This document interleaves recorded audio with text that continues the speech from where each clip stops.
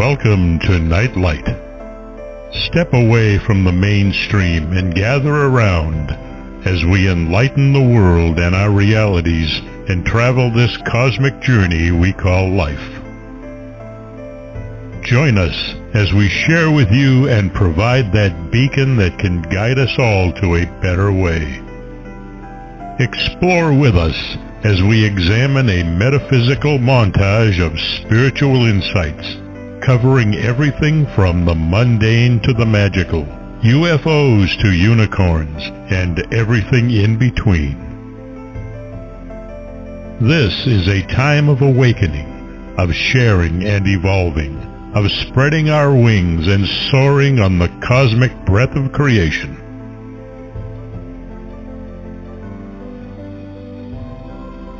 Come and join with other light-minded spirits as we weave our lights together to seek understanding, enlightenment, and with a little luck, some wisdom. This is Nightlight, a reminder that you are never alone.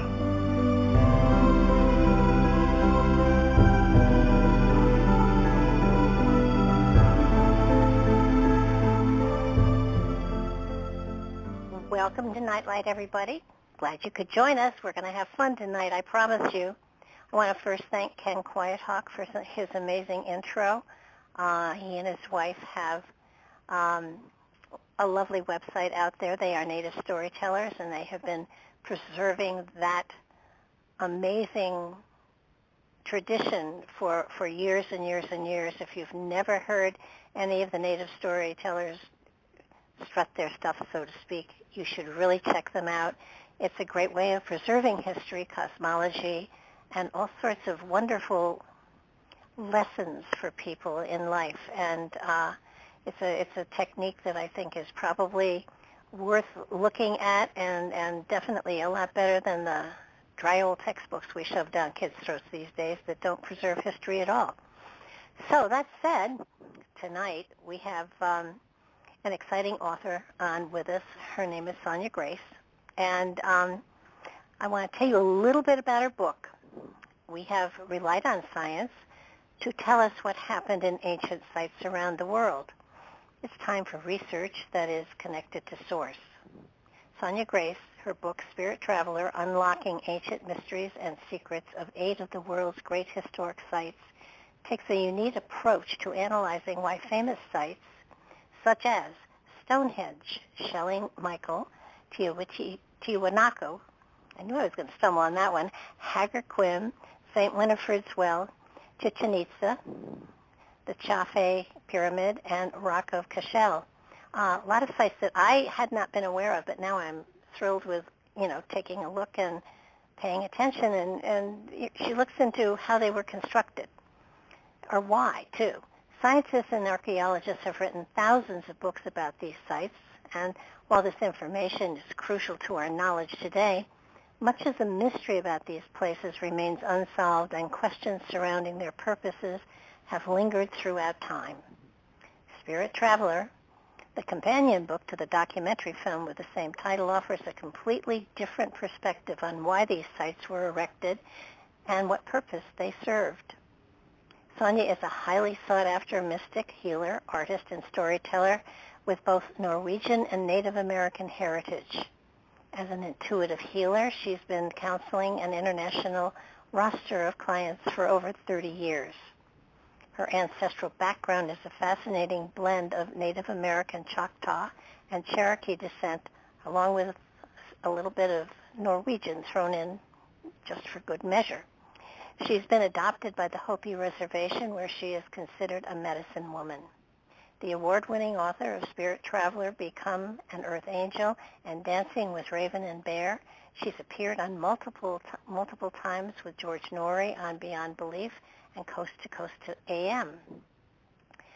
The book is phenomenal. She has done an amazing job of giving you the historical history, according to the history books anyhow, on all of these sites, and they are researched beautifully. It's just so well worth the effort to read the book for that alone, but But then even more interesting and intriguing is how she spirit traveled to these sites back in time to watch their purpose and how they were constructed. So I'm looking so forward to tonight. So welcome to the show, Sonya.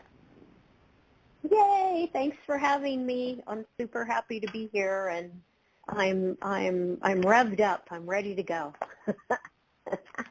Well, you have, first of all, the research you did on these sites is amazing. And some of these sites, and I'm a rock person. My late husband and I did a documentary on the secrets of the stones. The stones that are here in the U.S. So I'm a rock person for sure. I have done gem casting for gazillion years, but you pulled some sites that I was just not aware of, and I was fascinated by them.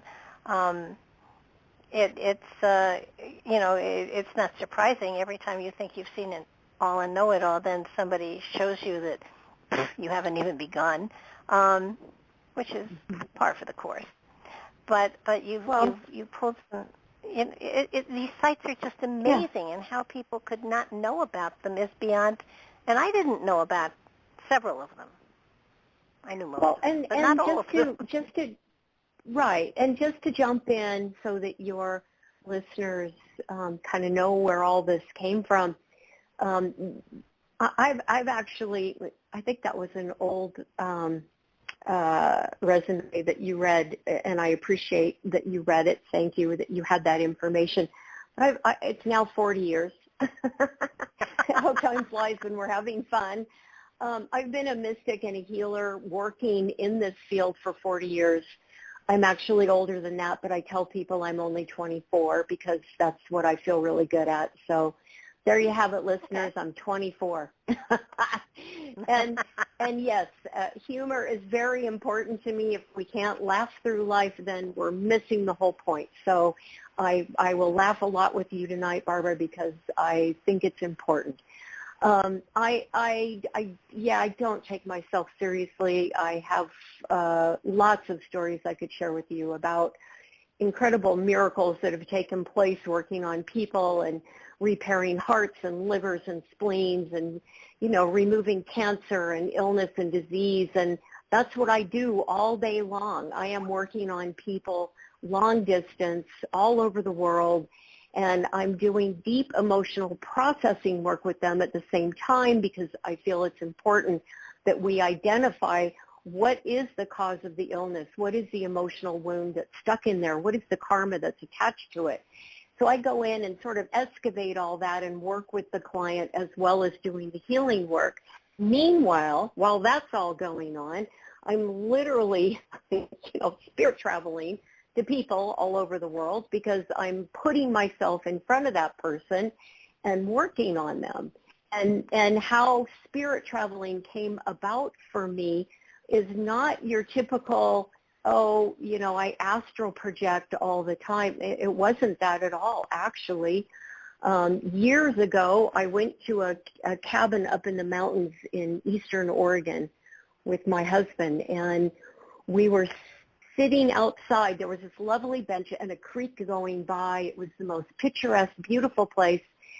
And we were at the base of these mountains, the Wallowa Mountains, where I actually went camping and hiked and packed in on horses as a kid. My family always went to the Wallowas every summer, and so it was a really special place for me.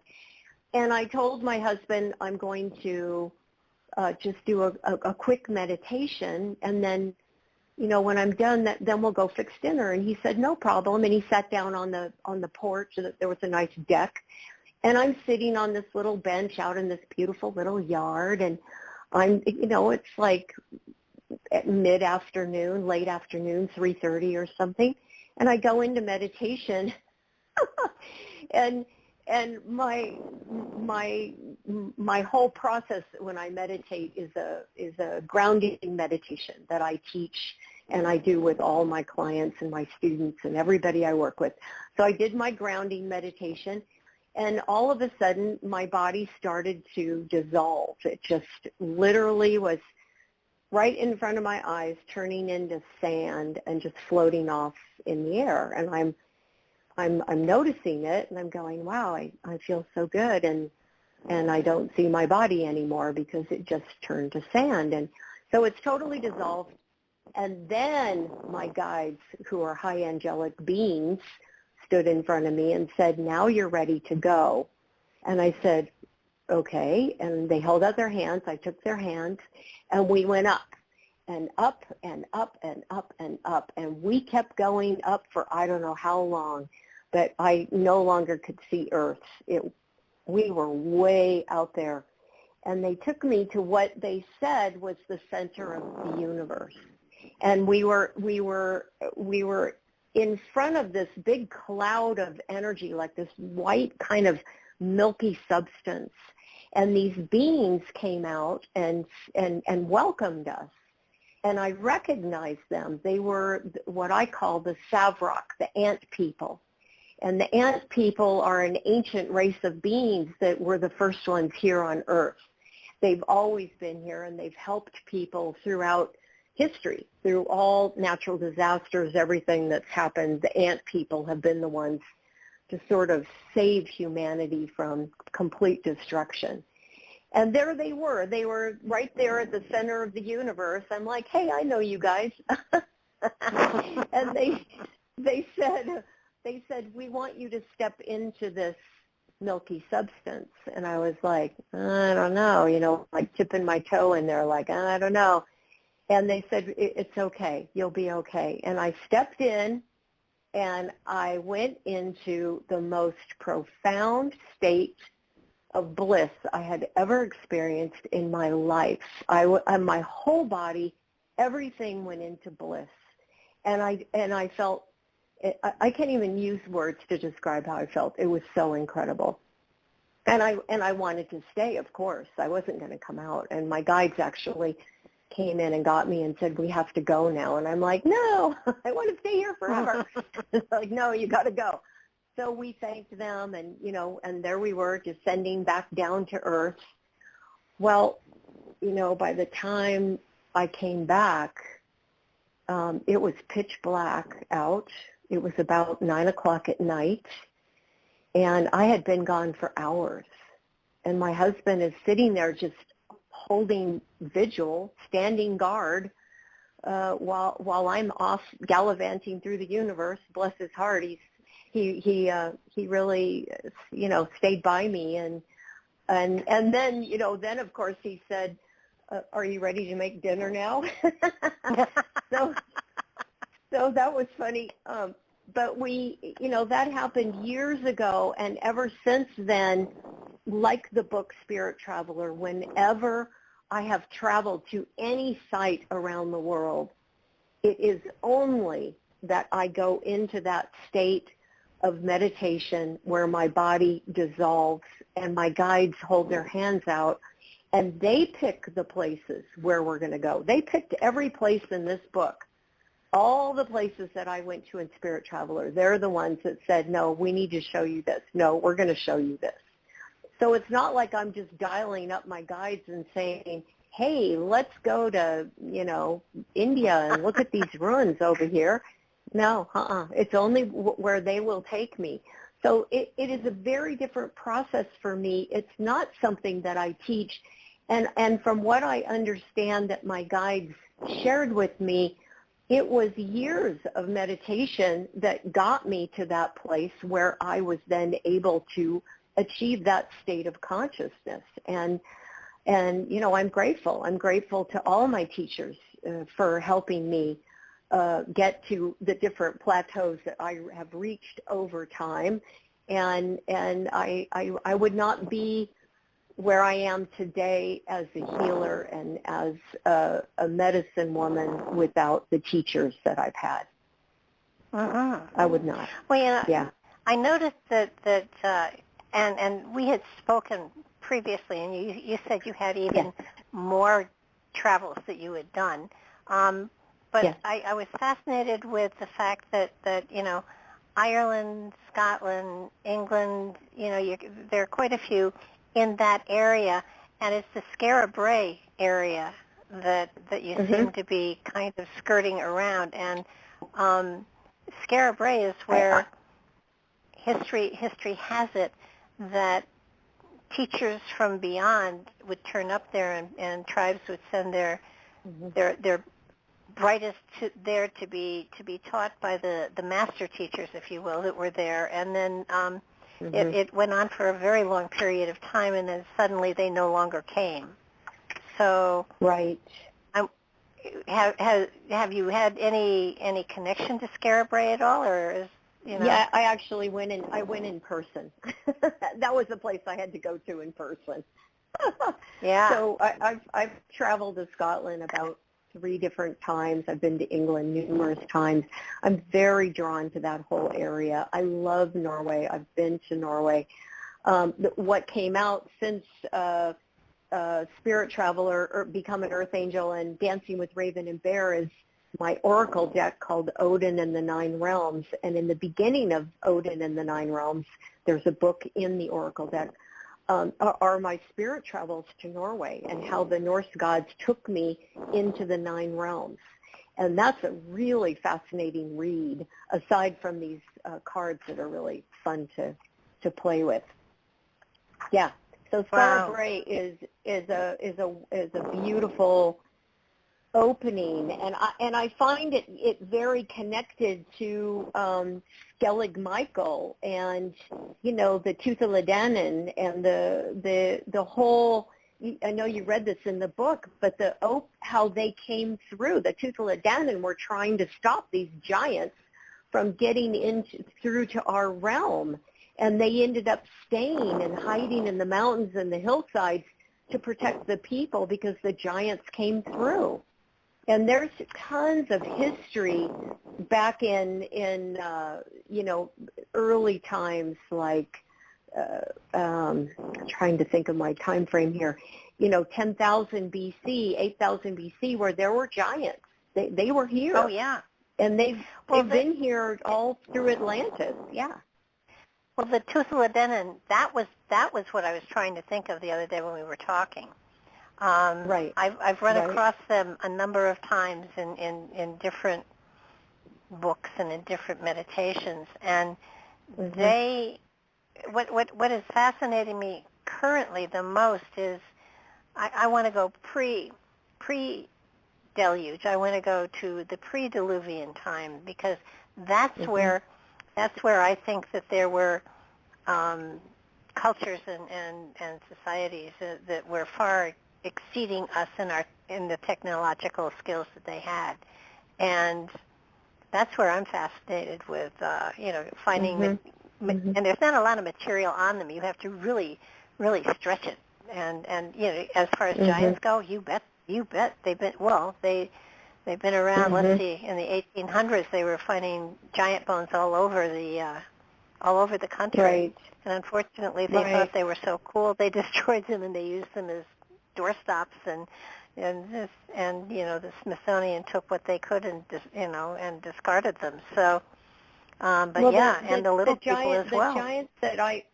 The giants that I encountered called Mu, and they were called Mu after the people of Lemuria, who referred to Lemuria as Mu. They named Lemuria Mu not because it was their nickname for their civilization, but because the giants Mu came through and helped the people. They're the ones who were the architects of all the pyramids and all the huge structures around the planet that have everybody baffled for centuries, if not longer, and they came here to help. They came here to help humanity, and I think that they're very much a part of Atlantis, and of course they did leave after they helped set things up, but they came back again and were a part of the reconstruction of what happened when Atlantis fell, which, by the way, I do consider the landmass that existed between Africa, the northern part of Africa, and Europe. The remaining remnants of it are the Malta and the Canary Islands, but that huge landmass between those two landmasses broke off and went down in the ocean and followed the stream all the way down to Antarctica. So I feel that that's where much of Atlantis sits today, is down in Antarctica. And I think that Lemuria was very much a part of Skellig Michael, and the whole coastline and Ireland. That whole area used to be connected to Greenland. It was one giant landmass, and the people migrated across North America, and they migrated down the coast of Russia and all the way down to what is now Japan. And the end of this huge civilization, Lemuria, which lasted for thousands and thousands of years, was in the area of Japan, which is why they have all these sites and ruined sites underwater. So it's dicey business when comets hit the Earth, because a lot of stuff changes, and then it's a big mystery, right? Yeah. Well, and the big statues that they have at a lot of the temples in Egypt, especially, I've always said they're life size. These aren't exaggerations. These are life size statues of giants that were here, and people just look at me. I mean, they did exist. Of course, they did. But our history is so incredible, and unfortunately the history books just don't depict, as we uncover things, as we learn truths about things, the history books aren't reflecting the material that we're learning. They just hold to the to what the 1800s, early 1900s theories of a lot of things, and there's so much exciting stuff out there that has been proved that archaeologists have absolutely verified that a lot of the stuff that has gone on is misleading, and it's time to renew and review. So it's going to be and you can say that. You can make that statement across the board. I mean, you can look at stuff in medicine right now, and you can look at what the natural world is doing, meaning naturopaths and acupuncturists and volumes of knowledge of Chinese medicine for centuries, and what Western medicine has deemed this is what it is. And then suddenly, years later, they adapt something that has been known in Chinese medicine for a billion years, and they're going, it's really a good thing to use ginger. So we've got it in all industries where we have been formed and molded into certain belief systems based on religion, based on culture, based on who's ruling, who's in charge, and it's kind of coming undone everywhere. When I finally went to England years ago, and it was after I wrote Spirit Traveler, I was in the car with a film crew, and we had a driver, and we were talking about Stonehenge and what I had found in my spirit travels. And it was so interesting because the driver said, I don't mean to interrupt, but I've been listening to what you're saying. And he said, I am a junior archaeologist. He said, I like to go out on digs, but I'm not an archaeologist. I go out with the real archaeologists. And he said, recently we were out digging and we found the tooth of an aurochs, and it's like a big cow. And he says, do you know what that did, what that tooth determined? And I said, what? And he said, it changed all the dates for when Stonehenge was built. He said, and it's true, I say this in Spirit Traveler, that it was built, according to historians, somewhere in 2000-something BC. And I have stated that it was built more around 4000 BC.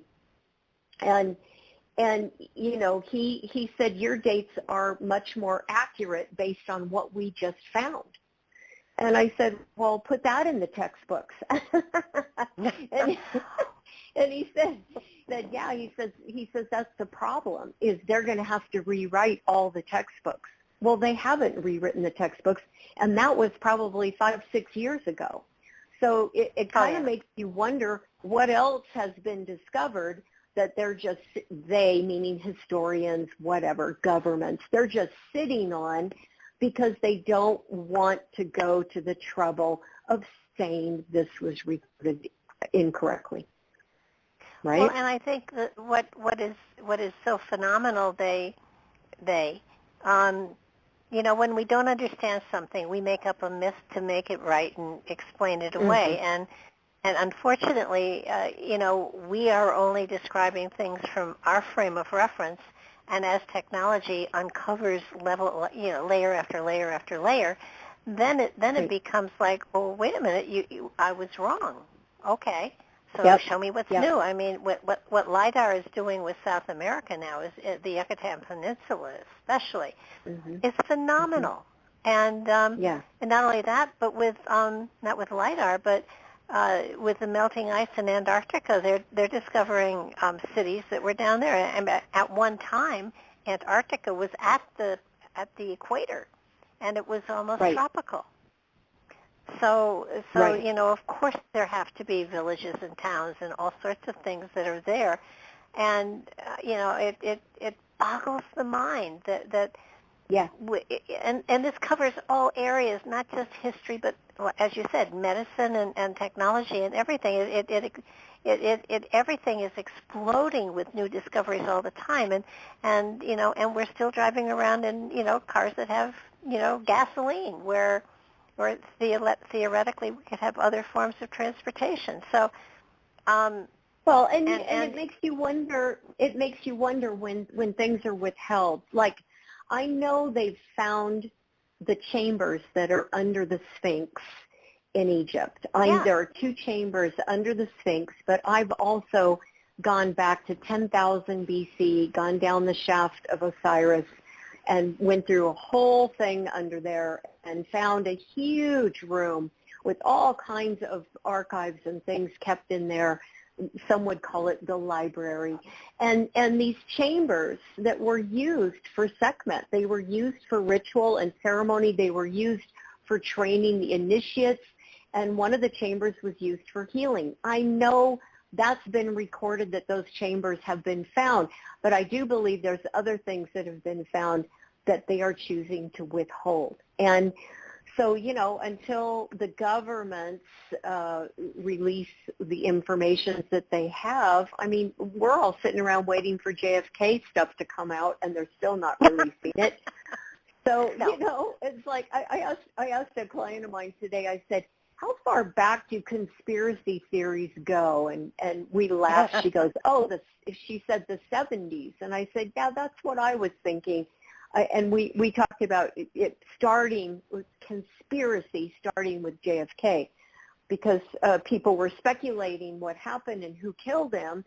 And it was so, you know, traumatizing for those of us who were alive and experiencing that. And yet, you know, now we look at the word conspiracy today, and it's almost like a bad word. It's like you drop the F-bomb or something. So I find it fascinating how these things that we go through as a society shift and morph and change, and like you said, Barbara, get recorded.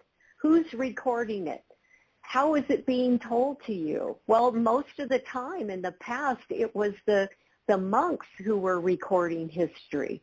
It was the squire who served the king. And the king said, yep, you're going to tell him I was this, this, and this. You're not going to write that. Well, you know what they say? They say that, you know, history goes to the victor. So it's a matter of, you know, whoever was on top at the time, that they wrote the history. You can go back to Constantine. You can go back. I mean, no matter what, if you're in power and you won the war, then you wrote the history, and it was definitely shaded to your size because you were right. So well, and on a funny note, just because it's a funny story, and I'm sure it will amuse your listeners, of a good friend of mine is from Ireland, and he and I talk about history a lot, and he said that a long time ago, the Irish men would show up to the battlefield completely naked. And he said that they would go to war completely naked, and it would freak out all the guys that they were fighting. And I thought, wow, that's such an interesting way of approaching war. Like, yeah, you just, scare the crap out of them because you're stark naked. So I always laugh when I think about ancient Ireland, ancient Irish people fighting. It's like, oh yeah, they don't have anything on. Well, look at the original Olympics. All of the athletes participated naked. Right. And we can take it back to the gladiators. I mean, I always, if I don't watch football, but if I happen to walk by a television and there's a football game on, I am immediately transported back to the gladiators fighting in the ring. It's like, oh, yep, we're just repeating history again. And that's a really important point. Not that, anyone's running out to the battlefield naked right now, but the important point about history is history repeats. And I cannot say that enough to your wise and very tuned in, astute, listeners of this show. History repeats. And I'm sure all of you have looked back and gone, wow, we're just doing this again. And we're repeating this again. And where you really get a good dose of how much history is repeating is when you sit down with somebody who's about 88, maybe 90 years old, and they start telling you stories about what happened back then. Then you go, wow, we're repeating history. Yeah.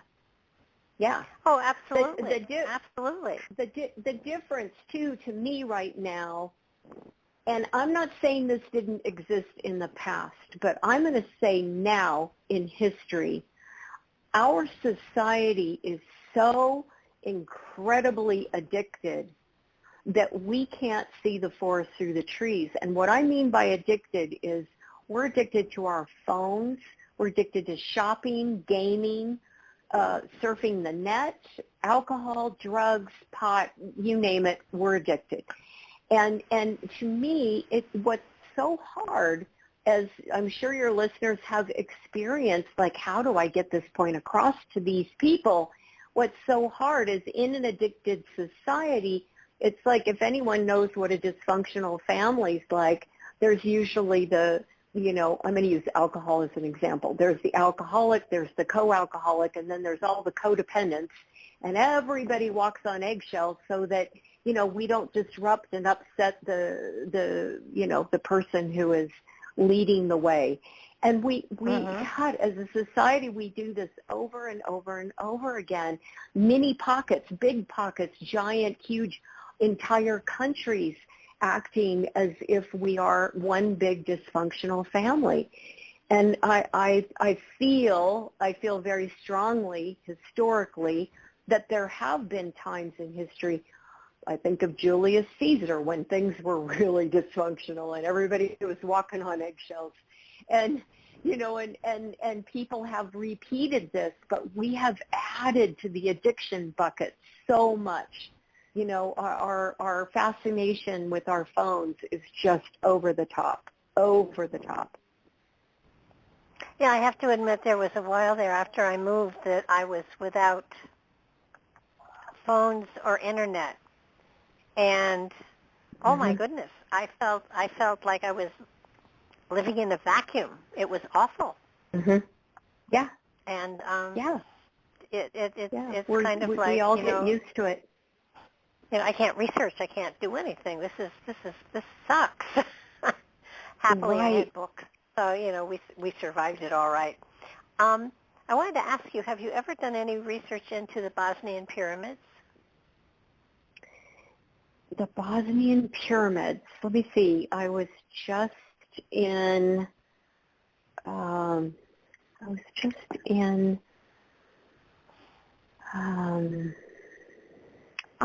have not been to them. Spirit traveling, no. But I just did season 4 of Ancient Civilizations on Gaia TV. I'm actually in all. I'm in the whole series, but.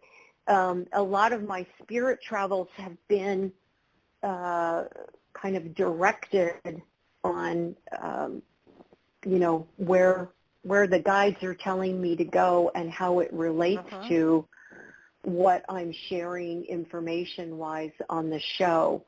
I think, let me see, I think... The reason I asked is because I've had Dr. Sam on the show a number of times, and they have found that the tunnels have so many negative ions in them that healing is taking place with the people that are volunteering to help. Oh, how cool! How cool! And it's amazing, from arthritis to asthma to cancer. Healings take place. It's a unique dig in that people volunteer to go help with the excavation. So they have volunteers that are clearing the passages out towards the Bosnian pyramids. I'm going to look into that. Where I spirit traveled back to was the Carpathian Sphinx, and that is in Romania. So when you said Bosnia, my brain just kind of did this bloop over to, no, I was in Romania. Yeah. Wow, that's very cool about the healing part, because, that's definitely something I want to check out. Oh, yeah, he's got a healing center there now, I think, too. So, but they don't know, they're dating them to about 40,000 years old. So, oh, interesting. And I took, when we were doing the remote viewing, we went into the Bosnian pyramid, and it was a very fascinating trip. So always we seem to go back in time. I bet. Yeah, I have found that whenever we did remote viewing, we went back in time, and it was like seeing the foundation and the history and what things were and why they were there, and especially under the Giza Plateau when we did that. That was, again, tunnels and all sorts of technology that was there. And I think the Egyptians don't, they say they don't want to do any digging because they don't want to destabilize the pyramids, but the chambers are already there. So it's a matter of finding them, and you don't have to do any further digging than just getting into the tunnels that are there, and then you don't have to dig anymore because they theoretically are fully functional at this moment in time. Right. They are, and I've been in those tunnels and show on Ancient Civilizations about what's under the Giza Plateau, and it was fascinating because there's huge tunnels, and they go for miles across from one spot to the other. They're really tremendous.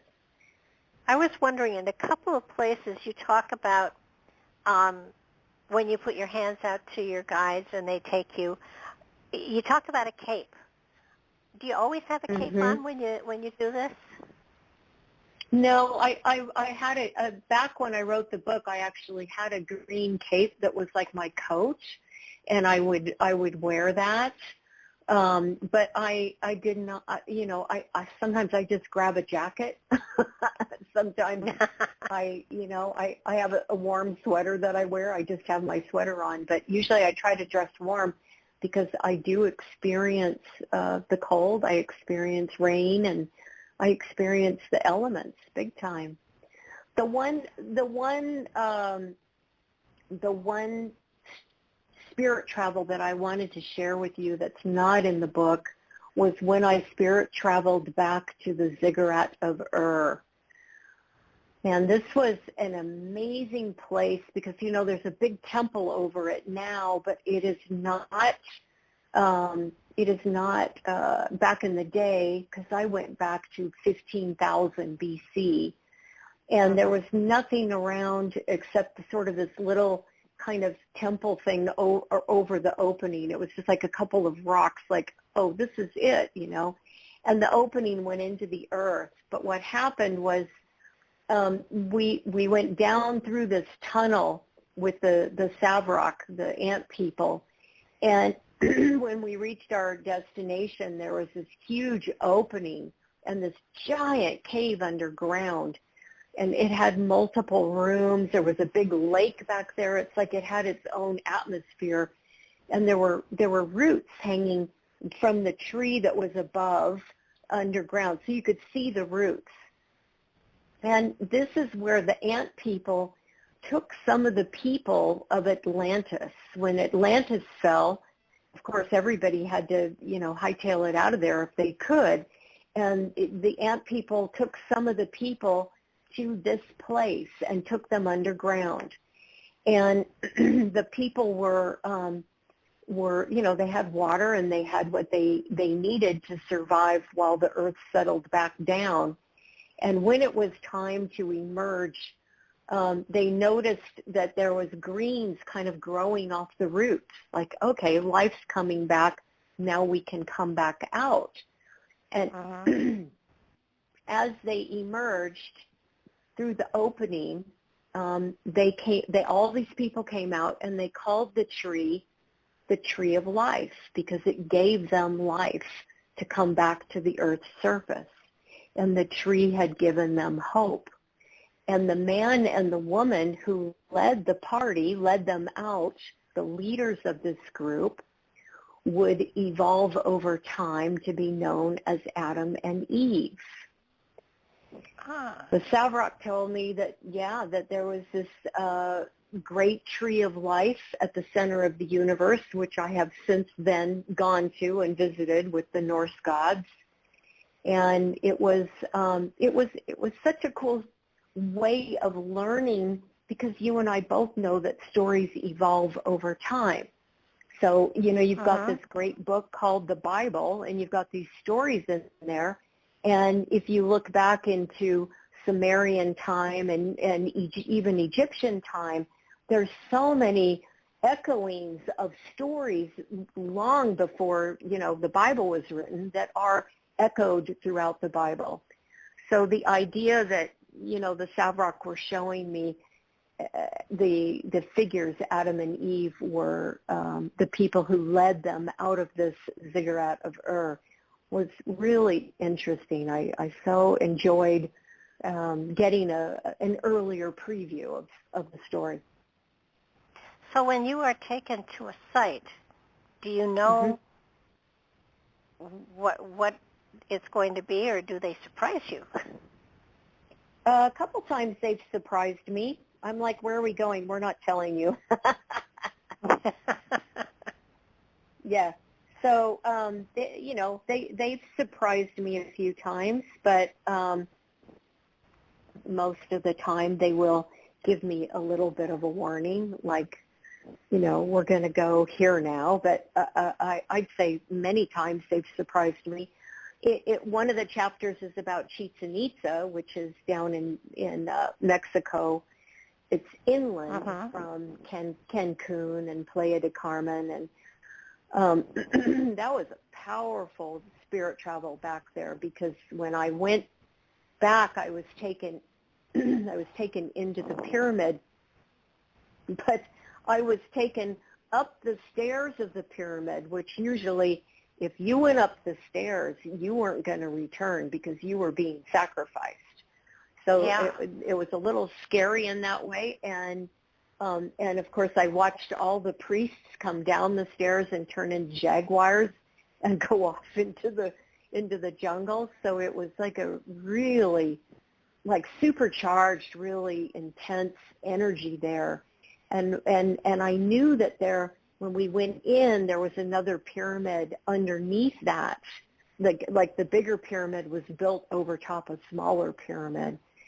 And and we went down underneath all of it, and met Kukulkan, who is the great serpent. A lot of different cultures have different names for Kukulkan, but that was such a powerful experience, because I'm a water girl. I love the water, and I'm very much we have to save the water kind of person. So it was very important to me to have that meeting. And I felt that I felt it was important that Kukulai Khan explained to me he never asked for human sacrifice. It was the people who decided that. It was their egos that decided, well, if we do this, then the gods will come back. And that's true all over the world. People have sacrificed other people or animals or whatever because they're so desperate to have the gods come back. And, of course, I'm talking about times when the gods actually were seen. They would appear. They would walk amongst the people. They would take human form. But now, that doesn't happen now because we're quite disconnected from the planet. Absolutely. No, I think that was one of the things that, when I read that, I thought, that makes sense to me because I just don't believe any, I have it, it's hard for me to conceptualize a God wanting a human sacrifice. Right. Doesn't make sense. And or a sheep or a goat or a chicken or whatever. It just, that's wasteful. And God's, in my mind, they don't want that or expect that. So it would, you've been doing this. Go ahead. No, go ahead. No, I was going to say you've been doing this. It's the undoing. It's the undoing of humans. It's the ego. It's the unhealthy ego that is, that's getting frustrated. It's the wounded 3-year-old stomping their foot saying, no, I want them to come back. Only now it's a 35-year-old man stomping his foot going, no, I want them to come back. And we're going to sacrifice you to make it happen. Right? Yeah. Go ahead. Now, I didn't mean to interrupt you. Oh, that's okay. Have you been to Turkey? Because there's a site there that I've always been fascinated by, and that's there in Kuyu. I haven't been to that site, but yes, I have spirit traveled back to Turkey, to, what is it called, Anatolia? Uh-huh. Yeah. And there's Göbekli Tepe, too, in Turkey. Yes, I have gone to Göbekli Tepe, and I actually did there's a whole episode on Göbekli Tepe that was fascinating to me, and I'd love to share with your listeners when I spirit traveled back there. It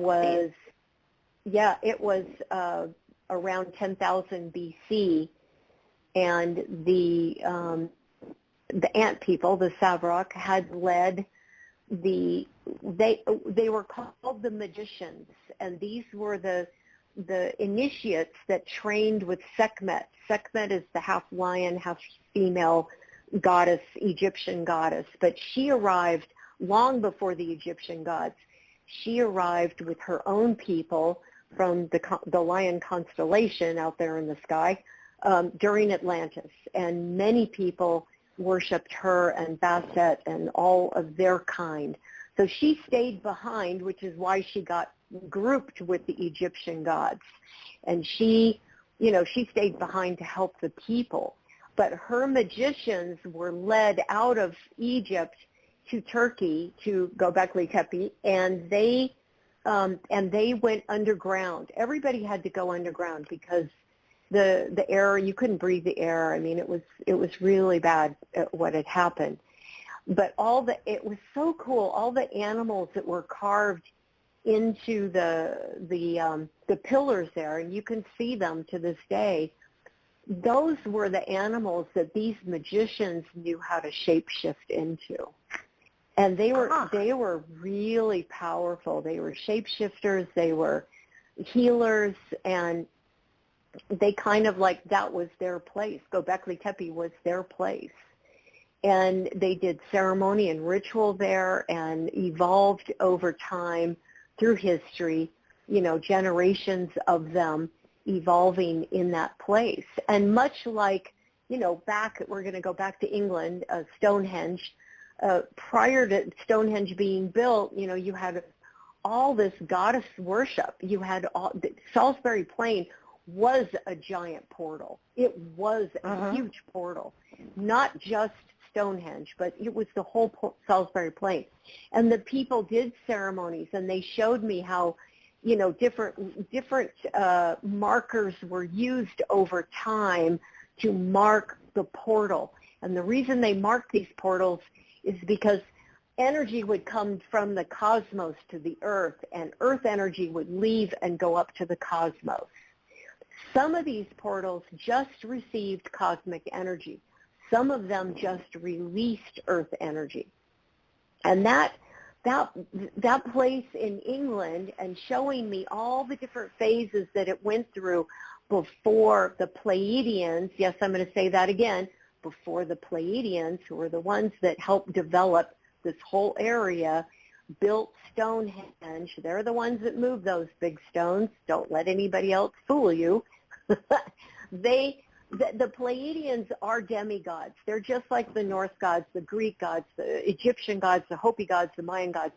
They are gods. They don't want to be known as that. They've always hidden and flown under the radar, but they have so much to do with creating and helping build societies all over the earth. So here they are. They're creating this society. They're coming through these portals. The people are experiencing them. There are high priestesses who are running the ceremonies. They're the ones who are taking care of the people. Avebury Circle was a giant hospital. They had healing pits where the people would lay in the pits. And if they were very ill, they were literally transported, I kid you not, all the way up to Pleiades. They were doctored and healed and brought back down. These healing pits were super, super powerful. And they used that Avebury Circle, which is just down the road from Stonehenge, as their hospital. There was another stone circle I went to. I can't think of the name of it, but it was also like a hospital in the same way that Avebury was. And I'm telling you, the people, it's like talking about the magicians at Göbekli Tepe. The people of ancient times had so much ability and so much awareness. Why? Why did they have that? Because everybody lived close to the earth. Everybody communicated with her. She was the main source, the main goddess, and she was the one that everybody went to. She came to me one day, I just out of the blue, I was out in the garden, and boom, there she was, this giant, giant, giant goddess spirit in front of me. And we had this incredible conversation, and she said, people used to come to me with their stories. They would sit and tell me their problems. They would cry. They would share their sorrow, their grief, their happiness. And she said, they don't do that anymore. That's all she said. She never complained or said, oh, those nasty humans, they don't know how to take care of, she never said anything like that. She just said they don't do that anymore. And I thought, oh my God, we're so addicted. We're so addicted to so many things. And yet, as I'm sure your listeners do, the more we can go outside and we can really connect with her. That's our first and foremost relationship. Aside, everybody gets all, wound up about, he's my soulmate and she's my twin flame and, all that stuff. That means close to nothing in comparison to your relationship with this planet. And what she told me the other day that I thought was really interesting is she said when she leaves her body, which now I'm going to go universal on you guys, all the planets are celestial beings. The fact that their body is round and blue means nothing. We've got, people who are different colors and different shapes, so they're round, okay?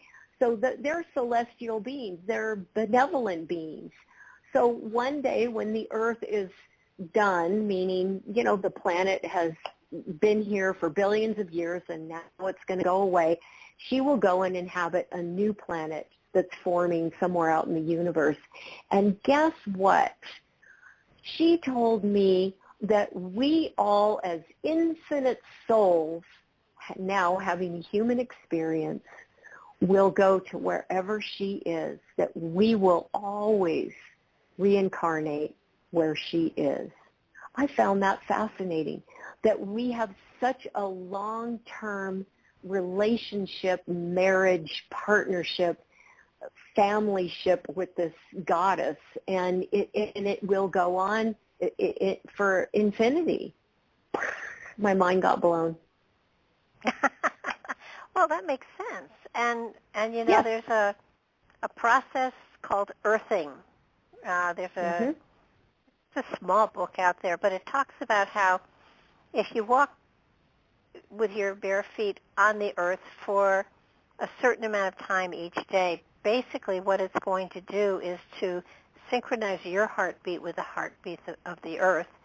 And when you think about Native Americans, or you know, whatever they want to be called these days, they were one with the earth, and there was very little illness. There was very little sickness of any sort, and it was because they were so synchronistic to the earth energy that their bodies were in harmony with that. And of course, you know, they didn't have the same corrupt type of stuff that we have that we throw in our bodies today at the time.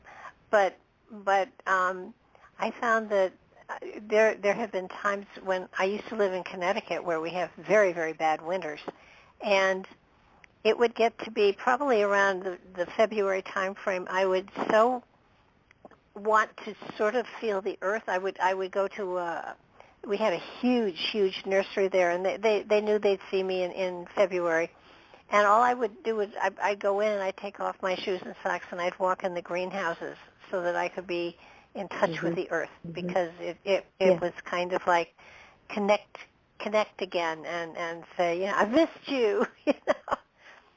Well, and there's so much that is, and there's so much that's connected to this planet. I mean, you've got the Davic realm, all the plants and tree spirits, and you've got the fairies and the sprites, you've got the Menehune, or the little people.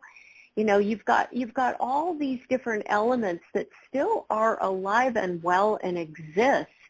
And then on top of it, you've got, you know, I mean, you've got the whole unseen world, which we naturally come from. Our natural state of being is in spirit form. So this whole notion of holding on to our bodies and being so attached to being human is kind of laughable, because we're infinite souls and we naturally exist in that unseen world. And yet, you know, obviously the karmic experience of being human is to get over ourselves.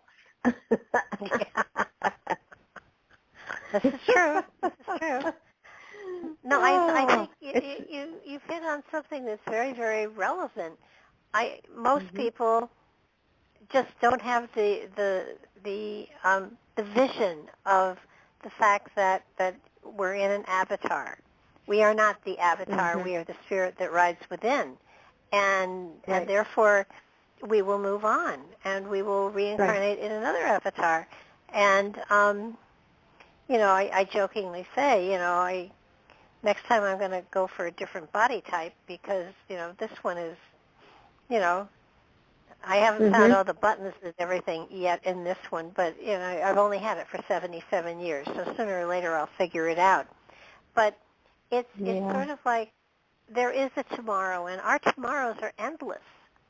And, you know, while perhaps not here on the earth plane, but you can come back, and we do, and we come back, and we come back, and we come back, and there's a journey we're on, and sooner or later we transition to possibly even off this planet to other planets, and so that there's a sense here of there is an eternal, timeless journey that we're on, and it's exciting, and it's Barbara, wonderful.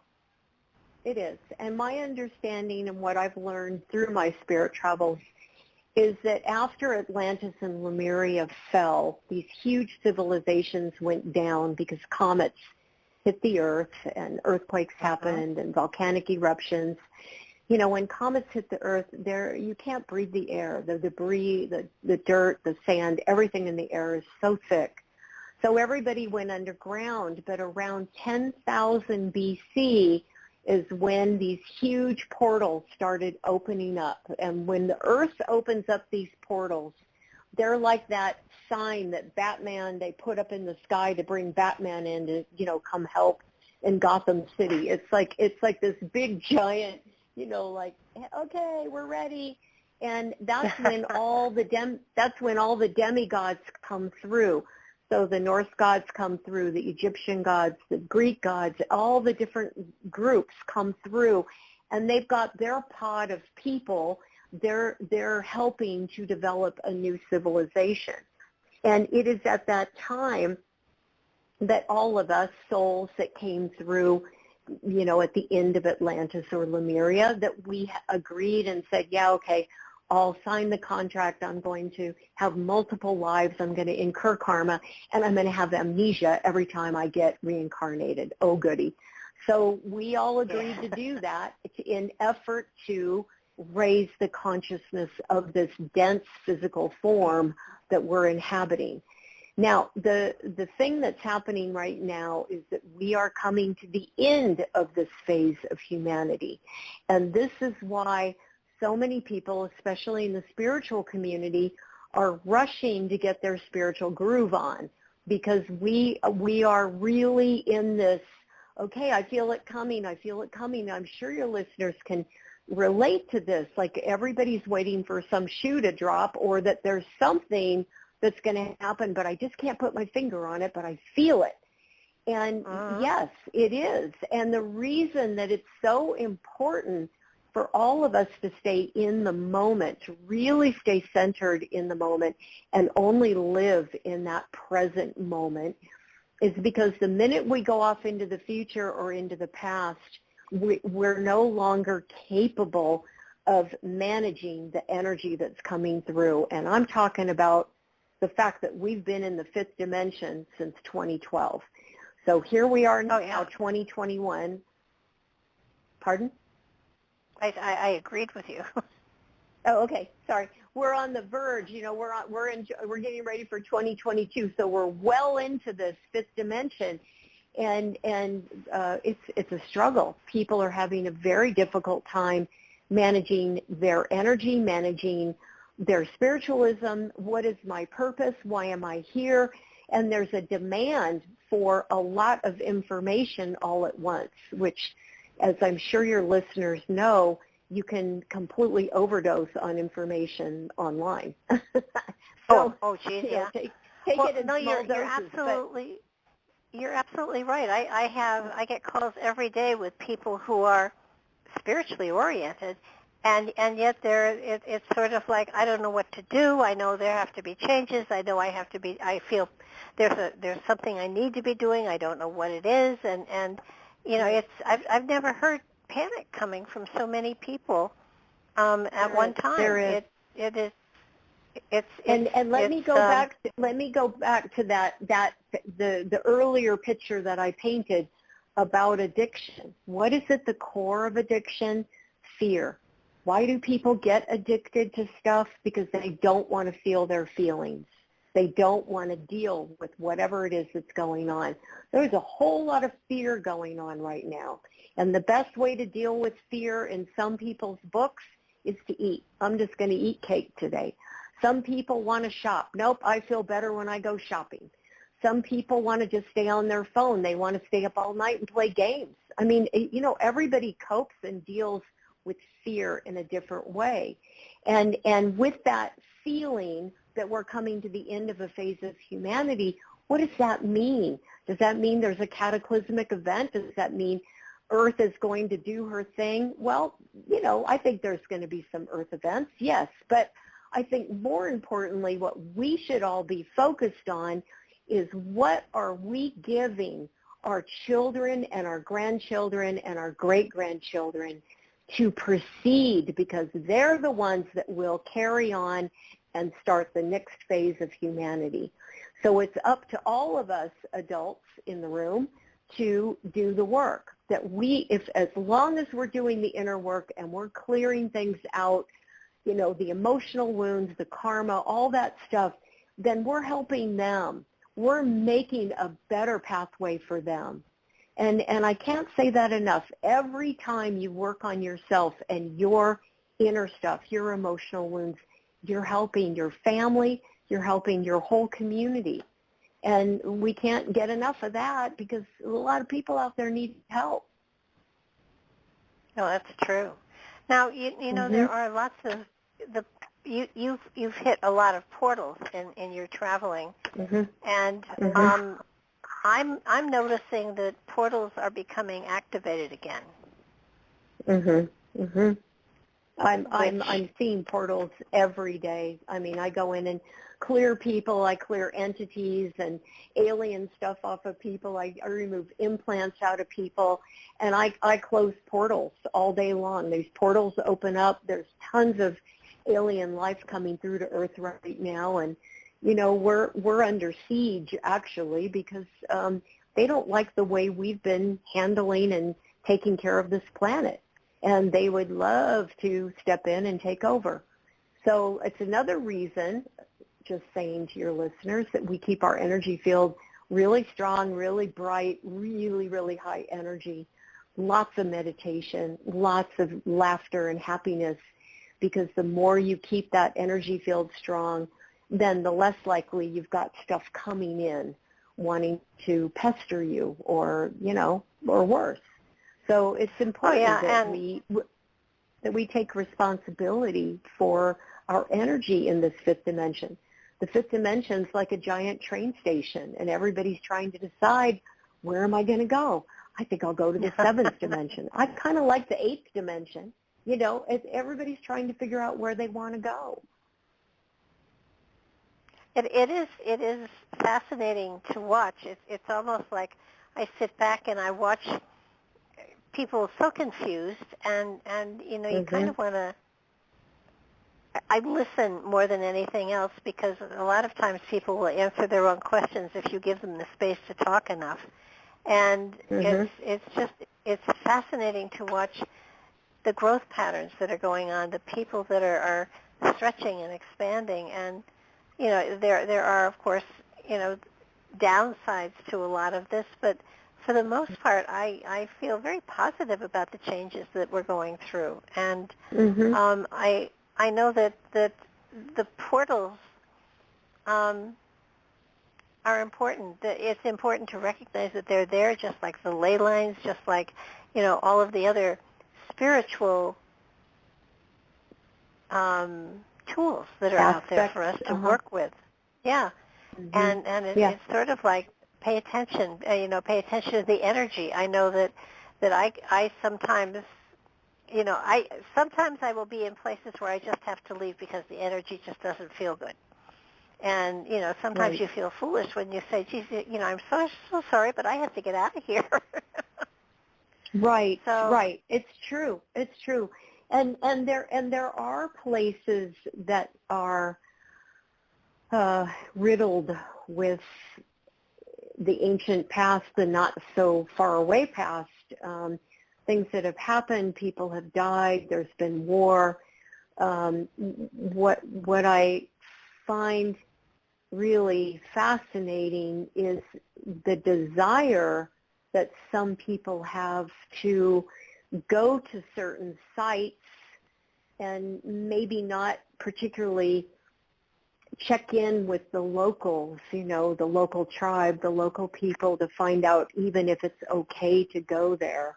And I tell you, if there's one thing I have learned my whole life, being, you know, part Native and being adopted out at the Hopi Reservation, is there are some places on the planet that aren't meant for humans, and we're not meant to go there, and it's not our place.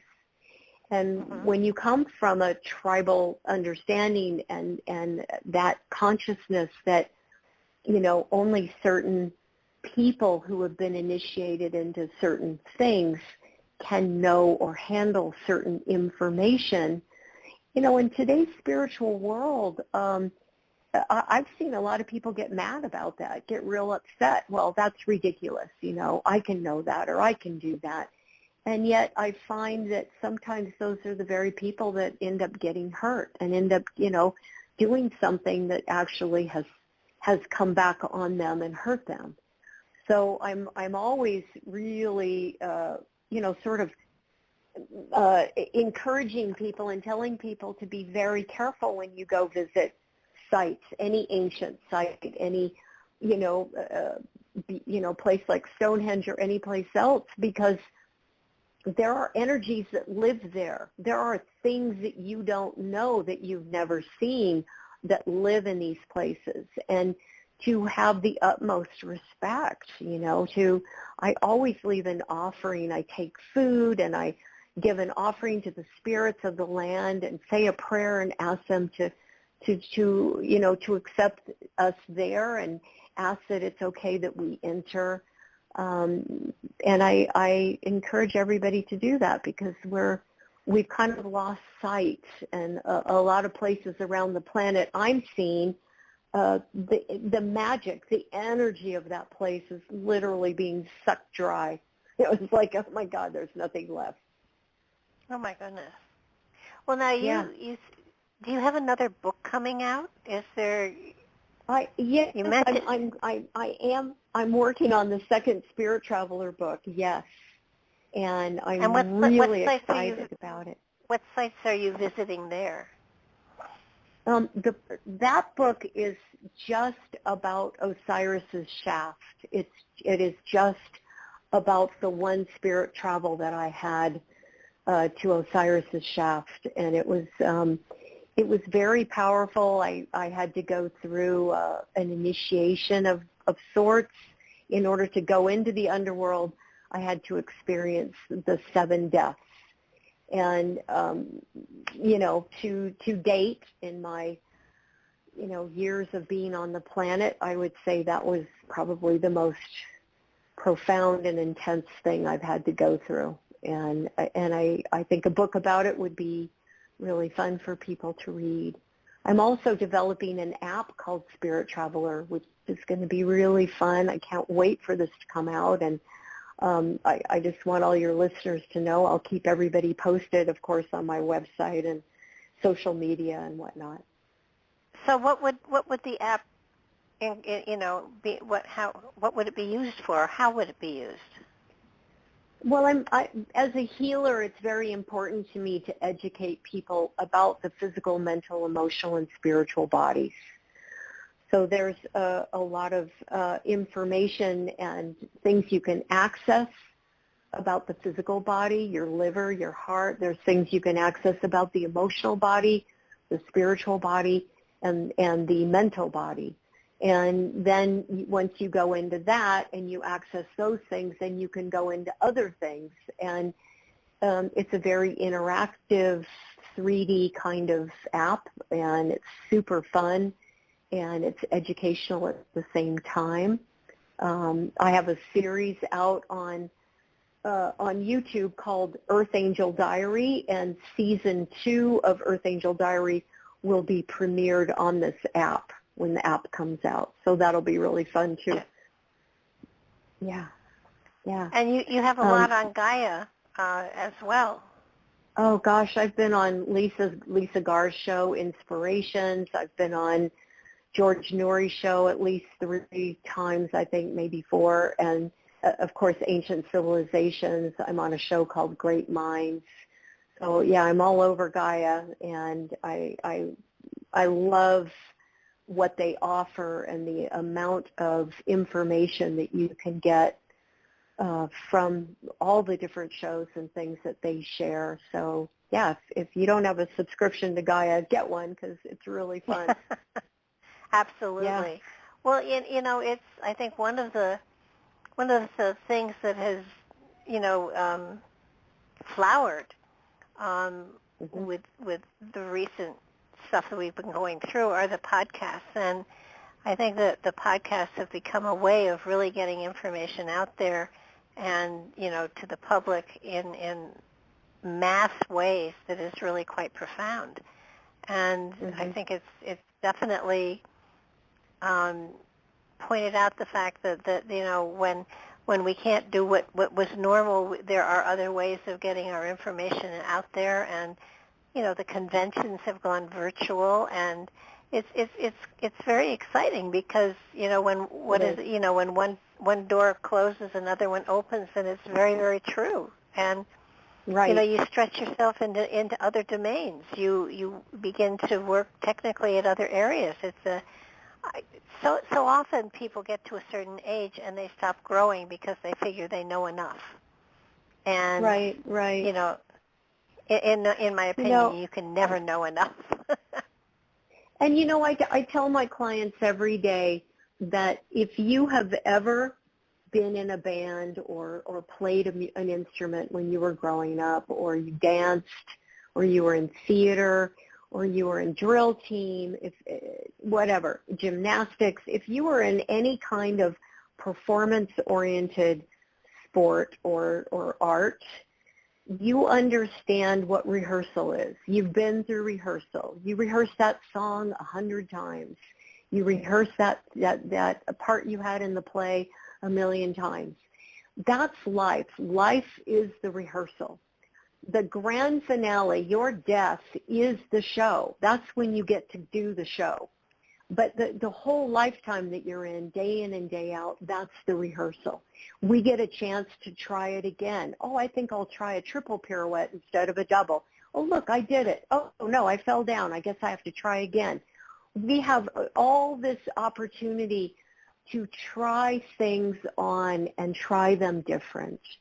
And I'm with you, Barbara. I think it's important, especially as we get older, that we keep learning, that we keep our minds open and we keep expanding, and that we keep remembering that we're in the rehearsal, because, there is no perfect. I was trained as a classical ballerina. I danced professionally for about 15 years. I was with the Oregon Shakespeare Festival for 10 of those years. And, believe me, I grew up with the whole perfection idea, being a dancer and body type having to be a certain way, etc. And I really believe that in all of my dance training, and, I danced my whole life. Really, I've danced my whole life and transitioned from dancing to yoga. But I believe that if we approach life as the rehearsal space, we give ourselves a lot more latitude to make mistakes or to be wrong or to say, oh, I guess I need to try that again. And most of all, it gives us the space to forgive ourselves and to forgive each other. Because we're in a time period right now where I think forgiveness is a little bit, there's a shortage. There's a shortage on forgiveness. And I know where there's containers filled with forgiveness that we need to bring back to the port. So, when you stop and think about it, when we make mistakes, that's what we're here to do. We're not here to be perfect. We're here to make mistakes and learn from them. So it's big deal. You screwed up. You won't do that again. Right. Right. Yeah, and it's sort of like, congratulations. This was a doozy. This was a major one for you. But it's sort of like, you don't go looking to make mistakes, but when you do make one, it's like, oh, I must have needed help there. And it's really quite amazing. And if you pay attention, and I tell this to everybody, if you are observant about your reality, you learn so much more about yourself. And that's what you're here to do. That's right.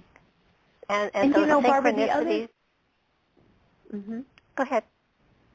Oh, the other thing I was going to add to that, because what you're saying is absolutely true, I was going to add that we are so, a lot of people get into a cycle where they're very fixed. They like their routine. They don't like change. I don't like change. I want the couch there. Don't move the couch. Why do you want to move that around? I like it there. And we get fixed and we get sort of stuck in these ruts and these patterns. And that's really what's happening all the time with our karma, is it creates these cycles or patterns. And we learn that by observing and learning what our emotional wounds are. When we understand that, there's core emotional wounds like I'm not loved, I'm rejected, I'm betrayed, I'm alone, I'm unworthy. All these kinds of core wounds are intricate networks of patterns that get set up. So from the time we're in the womb until 3 years old, we're imprinting all of our parents' psychology, and we're experiencing our emotional wounds. All that karma came with us. So by the time we're 4 on up, we're starting to cycle those patterns, and we're starting to cycle patterns that when we're adults turn into Broadway level productions.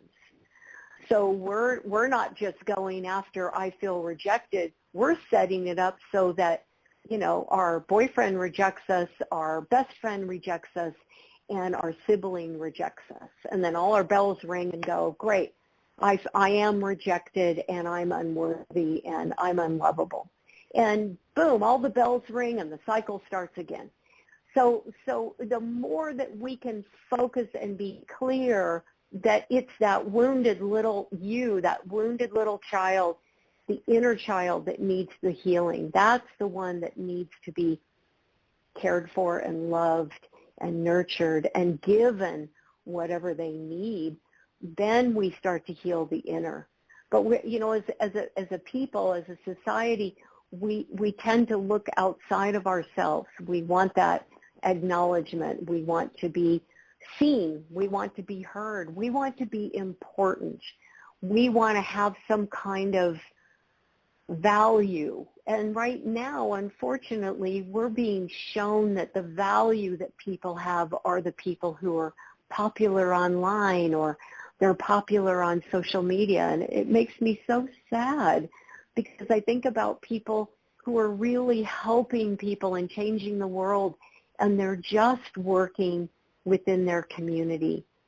They're acupuncturists who are seeing people day in and day out in their community. They're healers and doctors and people who are working with the people of their community. And quite frankly, to me, the person who's making my tea latte at Starbucks is just as important to me as the person who's putting needles in me and giving me an acupuncture treatment. I see God in everyone, and I think everyone has an individual voice that they speak.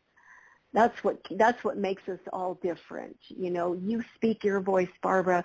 You have a beautiful tone, and it hits and resonates people in a certain way. My voice speaks a different tone, and it hits people in a certain way.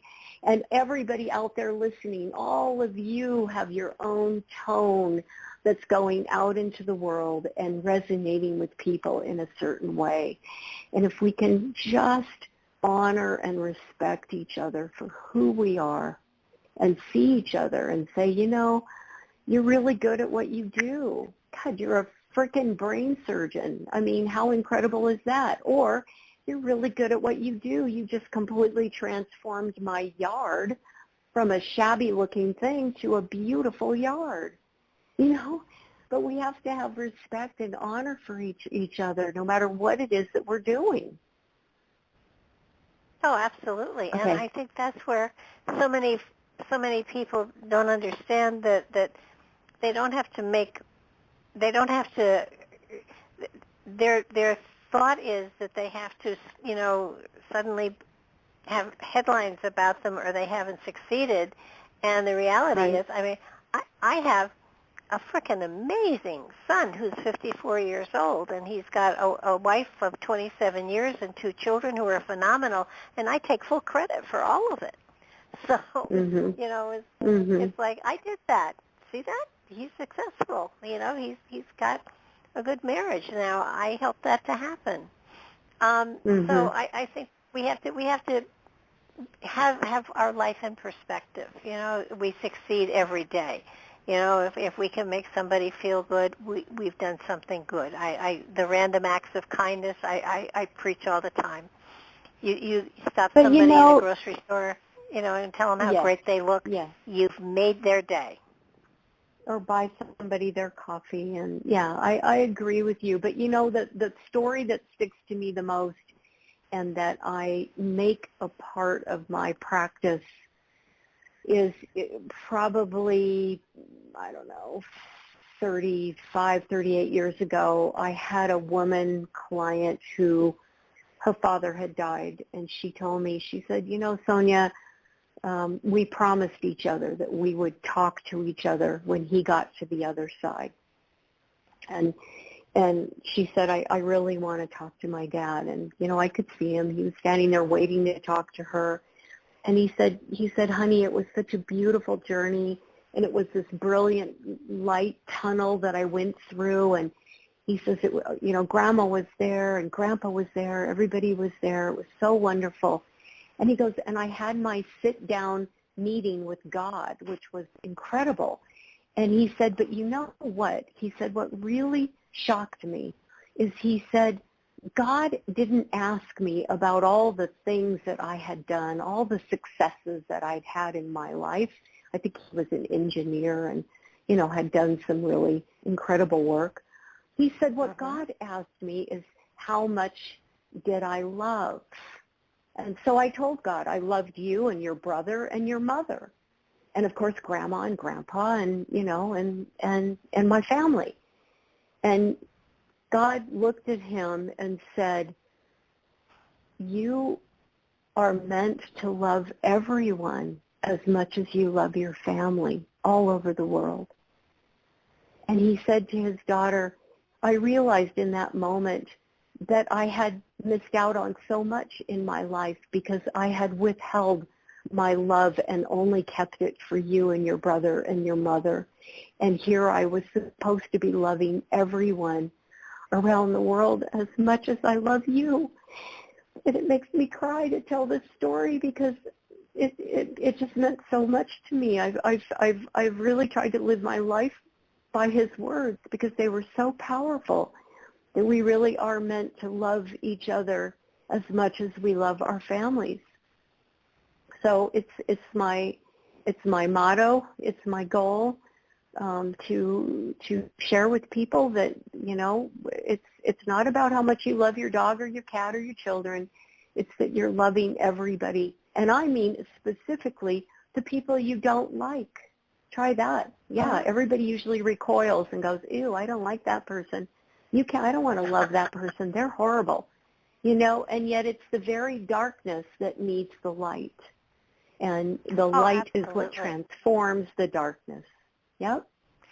I had So an amazing love on man people. on I had an amazing man on the show a while back. He wrote a book called Radical Love, and his name was Rabbi Wayne Dosick. And he said you should put God's face on everyone and treat everyone as though they were God. And if you give everyone the respect and love that you have for God, then the world will be at peace. And it was amazing. His book is a great book. It's a book everybody should read. It's just beautifully done. Wonderful. And that's wonderful. Yeah, there is that element of it's not flower power. Everybody is we are. It's called the family of man for a reason. We're a family. And all right, you don't. Everybody has people in their family that they don't love as much as they love everybody else, but it's family, and in times of stress, everybody pulls together. And if you stop and think about when, like, 9/11 happened, the world stood still and everybody was focused on the heartbreak of what had happened. And that's right. And if there are those moments in time when everything stops and we do become a family, and it shouldn't take catastrophes like that for us to remember that we're all one family. And unfortunately, and hopefully we're getting to that point in time where we'll put aside our little toys that are trying to better one another, and I'm better than you because I have this many whatevers, but but Yeah. and not compare ourselves, but just to celebrate. That's right. That's right. And when I moved from Connecticut to the South, a northerner here, now coming into the South, and people said, "Uh-oh, you're gonna stand out like a sore thumb," and I said, "I don't think so." And I moved into a lovely community. There are 14 units here, and I just made it a point to go to every one of them and introduce myself and be as friendly as I could. And something there is not a nasty person. Well, there's one nasty person, but she's my challenge. I'm going to be nice to her until she just can't stand it anymore, and she either moves out or she becomes nice. One way or another. Hey, Barbara, Yes. would you mind if I ran and got some water real quick? No, go ahead. I'll sit here and chat with myself. Okay, I'll be right back. Sure. I think that the important thing with love, it doesn't have to be mushy love. It can be consideration. But when you stop and think, we're coming up on Christmas time, and everybody is looking at shipping presents and stuff like that are maybe screwed up. The most precious gift you can give to another person is your time. It's something that is so precious that if you give them unconditional listening time, if you give them unconditional focus time, if you listen to them and don't say, "Oh yeah, I did this or I did that," but just listen to their story, that's the most precious gift you can give to anybody, and it's priceless. And I think so many times when times are tough and difficult, we forget that, okay, so the stores, aren't maybe going to have what we want, but we can bake stuff, we can make stuff, we can do all sorts of wonderful creative stuff, which are the best gifts ever.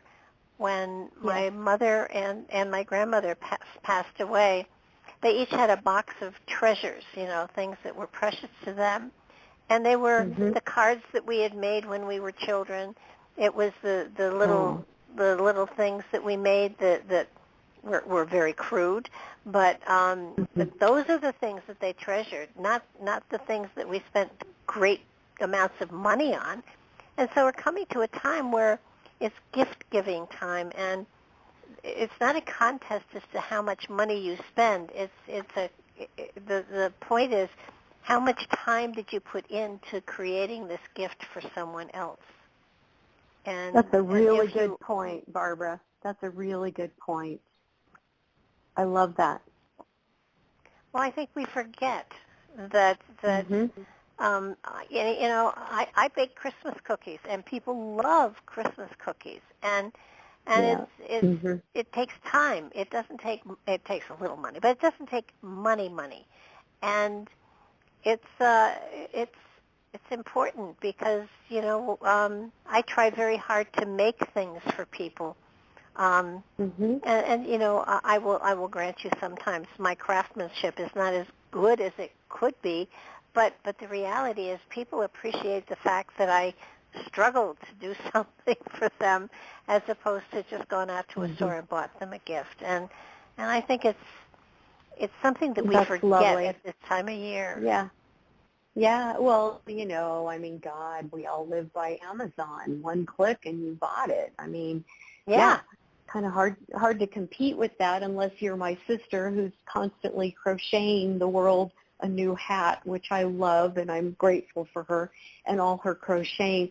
I actually saw a hilarious meme on Facebook of these kids wearing these elaborate alien costumes that were crocheted, and the title of the picture was "When Grandma Has Too Much Time on Her Hands." And it was brilliant, though. They were such cool costumes, and I think it's important that we all remember that we can get ourselves involved in a project. And I want to talk about this because whether you're time traveling or you're in meditation, the most important part of all of it is to keep your mind clear.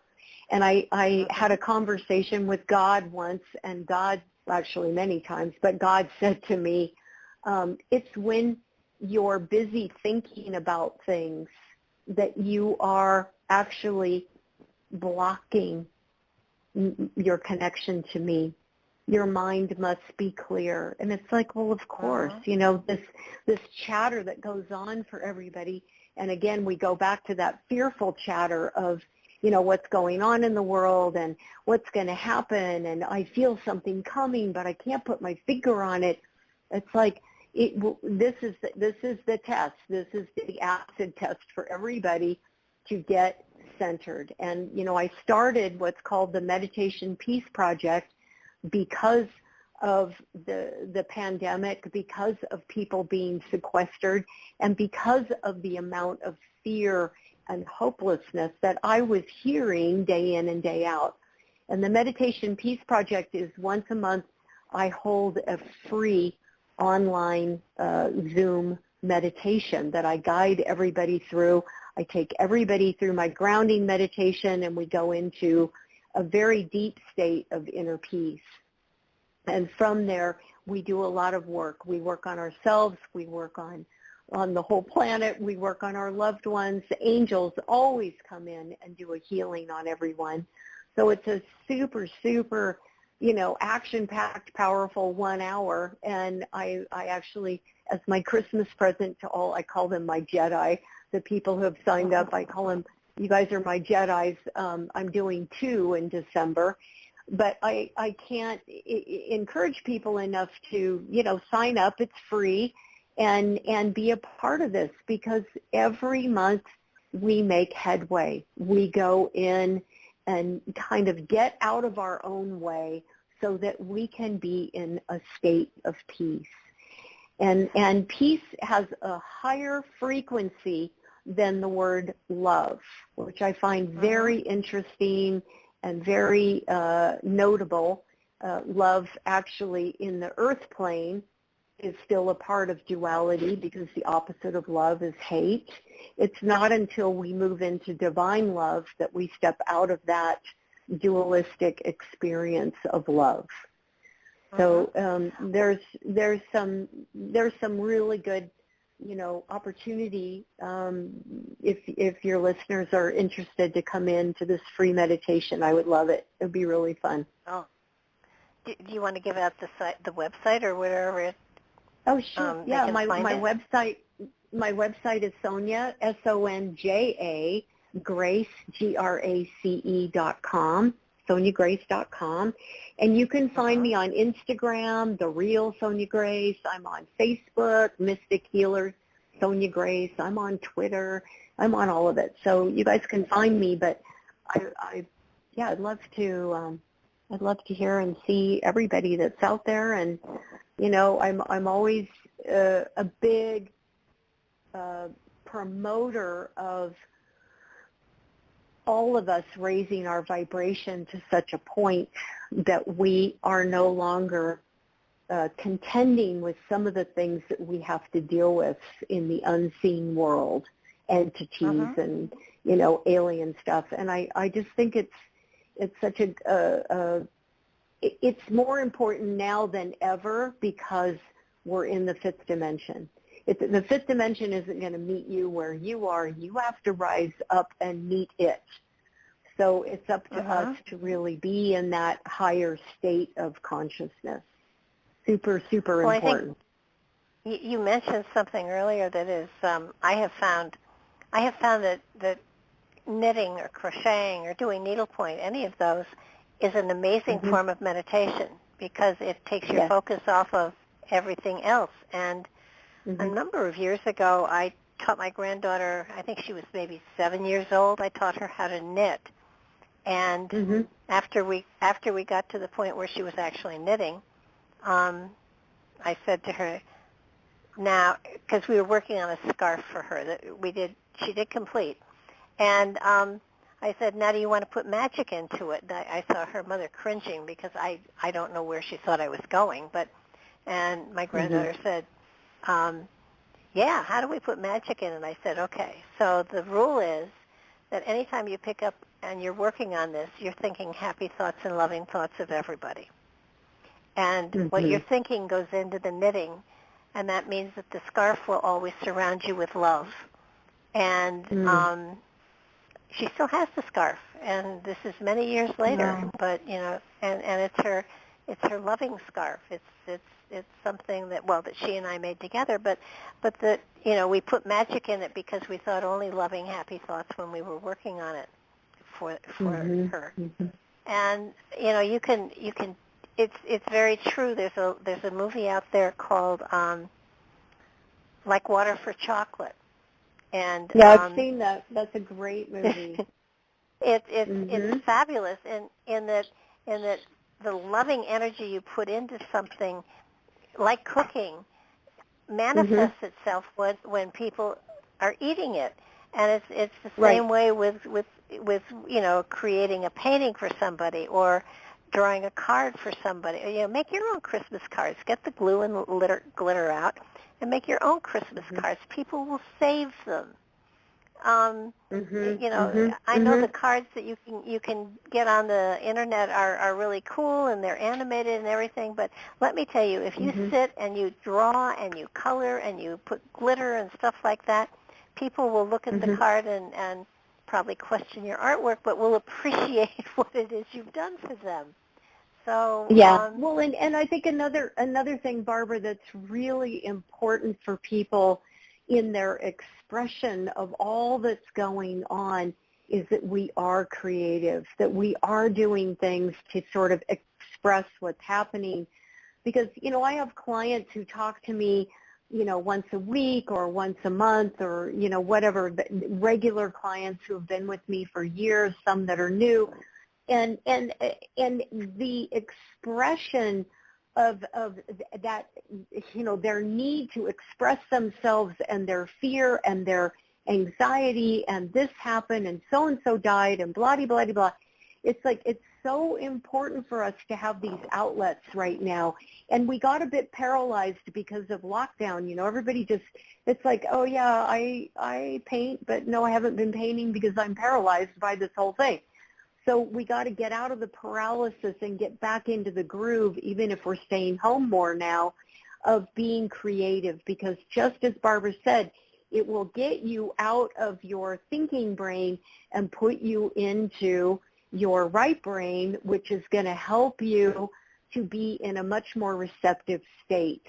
And it's going to keep your mind clear, which is where we all need to stay right now. Minds are clear. Oh, yeah. We are manifesting so fast, the future being in a liquid state right now. We can all put our focus on a thought and say, okay, everybody who's listening, let's manifest chocolate cake. We all want chocolate cake tomorrow. and I'll bet you half of the people who are listening to this show are going to end up with somebody bringing them chocolate cake or somehow chocolate cake comes in. But that's how fast we're creating. That's how fast it is. And so for us to do projects and create at home, I think is a way of getting some of that fear and anxiety grounded.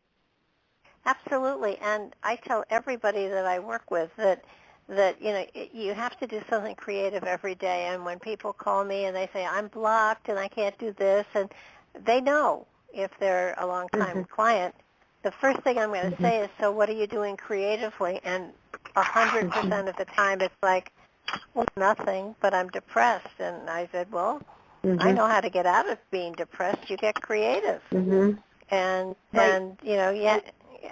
it's that simple. If you, and it doesn't have, you don't have to be, you don't have to be Michelangelo. You don't have to do the Sistine Chapel, but do something creative. Whether it's whether it's arranging your closet according to color, whether it's alphabetizing all of the stuff in your medicine cabinet, whether it is just deciding, putting a different color nail polish on every finger and waiting to see what people think. I mean, you can do silly, creative things that will bring laughter into your life and that help you to break whatever it is that is holding you, stagnant in place. Because that's all it takes. And it's a matter of, just find what works and switch Mm-hmm. it. One of the most fun things that I have done is going out to dinner with friends. Now, we used to, and I'm sure we will again, but every now and then I would order a meal backwards. Mm-hmm. And so I would start with dessert, and then I would go with the main course, and then I would have salad, and I'd have an appetizer. And if all's right in the heavens and the creek don't rise, I would end with another dessert because I was ready for another one. Mm-hmm. So, that's great. That's great. Barbara, I think the last thing that I really wanted to share with your audience is when when people are interested in maybe learning how to be more psychic, or they really want to go into the healing arts, or they want to learn how to do various things that are in the unseen world. I said this at the top of the show, and I just can't stress it enough. Get a good teacher. Have a really good teacher. I train people. You can look at that on my website, but get a good teacher, because there's a lot of people, and Barbara and I are of a similar era, that we both grew up under the shadow of Sylvia Brown and Donna Eden, who was one of my teachers, and people who back in the day were freaking pioneers in this industry, putting a whole lot on the line for the people. I mean, they sacrificed a lot because they did not have the support or the platform or the, hey, everybody's a psychic now kind of mentality. And I have so much respect for all of the old guard that you know as well, Barbara. And I can't say enough about what the trail they blazed for the rest of us. I studied with Donna when I was 17 years old. I mean, I taught her how to French braid her hair, and she taught me energy medicine before she ever was eating energy medicine. And she sent me to my first teacher, and I worked with her for a long time, and then I went back and worked with Donna, and then I worked with my third teacher. And I really can't stress enough to people, if you want to learn the healing arts or any kind of work in this realm, a very strong foundation, a platform of integrity and understanding and truth, and dedication, and being in service to Creator, to the earth, is so important. It's so important. I get calls all day long from people who have had a weekend Reiki course, or they studied for a month with so-and-so, and now they've put a shingle up and they can't figure out why they don't have any clients. And it's like, oh my God, it's not enough, and people don't know how to protect themselves. And some people bury their heads in the sand and say, oh, well, if I don't think it's there, it's not going to hurt me. And it's like, there's a whole lot to this that Barbara does, that I do, that many people do out there who have been at it for a long, long time, that really needs to be learned. And I know I'm probably preaching to the choir to your listeners, but I really encourage people to get a teacher, because it's invaluable, and it will always be a guiding light that helps you through many, many things that you might go through. Oh, absolutely. And I found that so many teachers are people that aren't bragging about what they do. They just live their belief system, and they're the wisest people out there.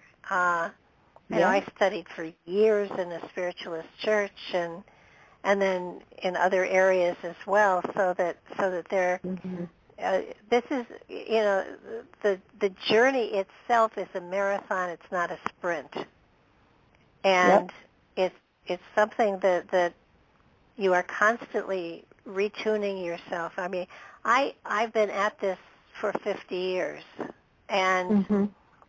every time I think, I have a handle on something, I discover that I don't.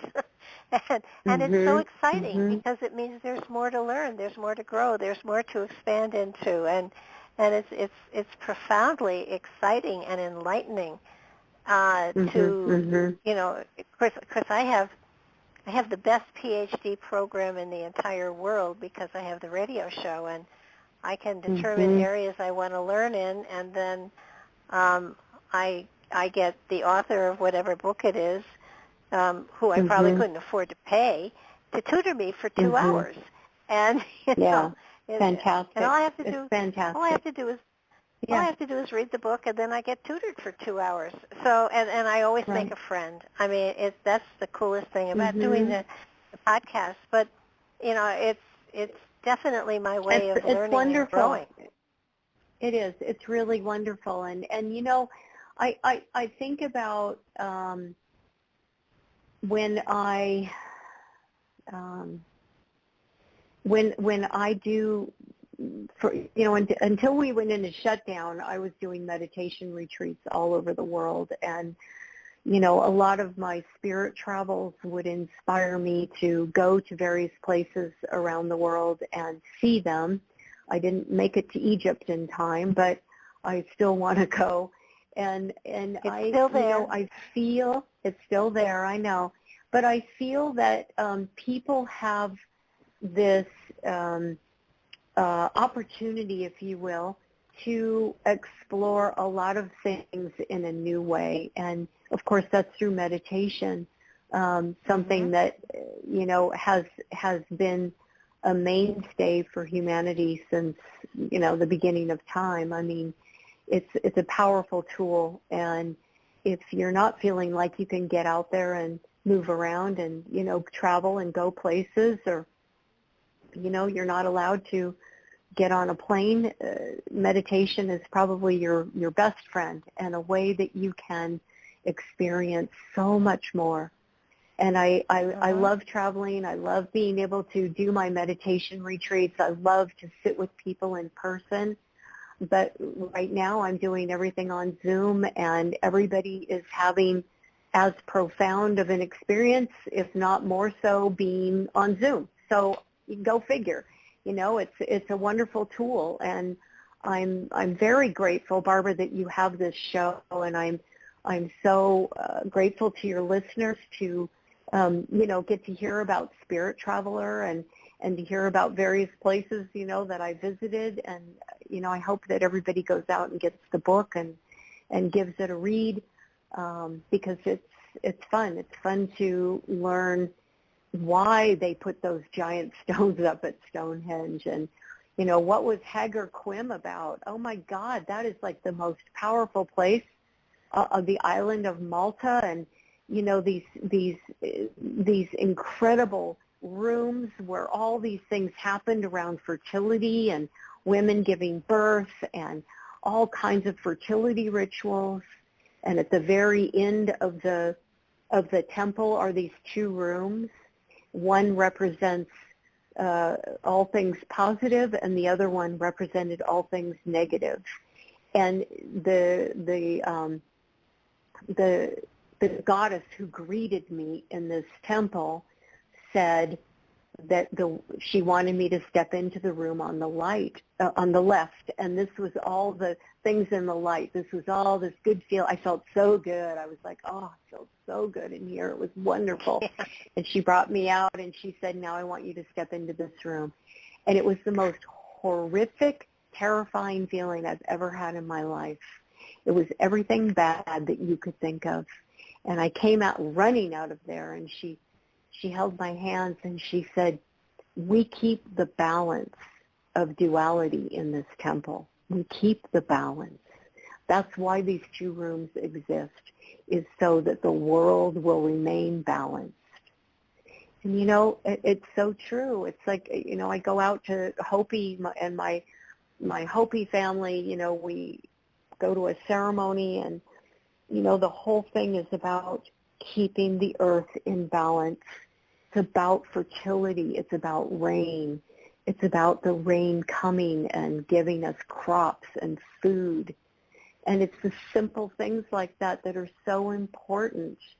And I go back to what I said at the beginning. If we can just stay in the center, keep the balance, and remain in our peace, because our peace allows us to step out of duality and simply observe it.